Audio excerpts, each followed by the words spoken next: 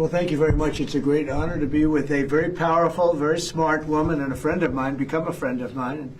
And she does a fantastic job running lots of different nations. And Ursula, thank you very much for being with us. Thank you. Thank you. Thank you for having me here. And very much looking forward to our conversation. I think it will be mainly around Ukraine, Right. the missing children, and certainly the new hybrid threats we are experiencing in Europe. So thank you very much for making the time. Well, thank you very much, and we will have a very good conversation. Any questions, please? How soon do you think, Madam President, how soon do you think that Europe can stop buying Russian oil and gas fluid like President Trump has asked for? Yeah, President Trump is absolutely right. We're on it. We have reduced already massively the gas supply from Russia, completely gotten out of Russian coal, and massively also reduced the oil supply, but there's still some coming to the European continent.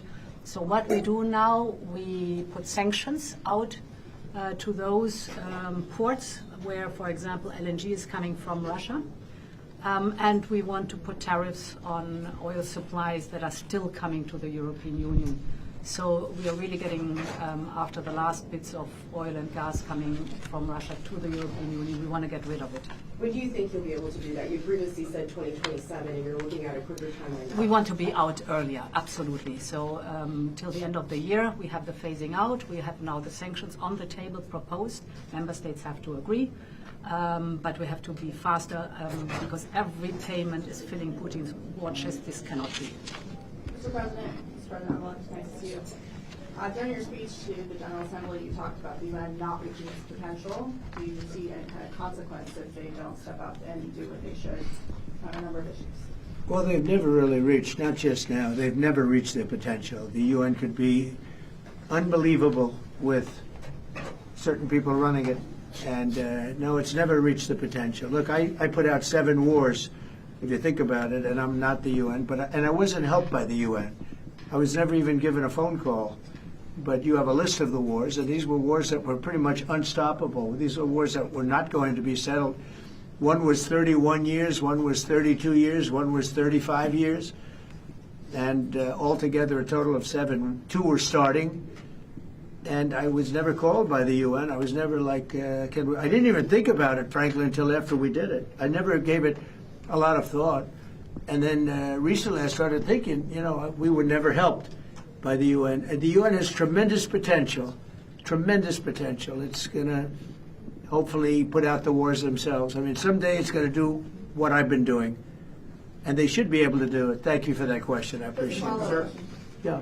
given what you just said, what structural changes would you like to see in the UN, and what role do you think it could play in peacekeeping, for example, going forward, given what you just said? Well, it's a fantastic role in peacekeeping. It should be great. I mean, we shouldn't have any wars if the UN's really doing its job. I know they were involved originally with Russia, Ukraine, and that didn't get done because that was the time to stop it.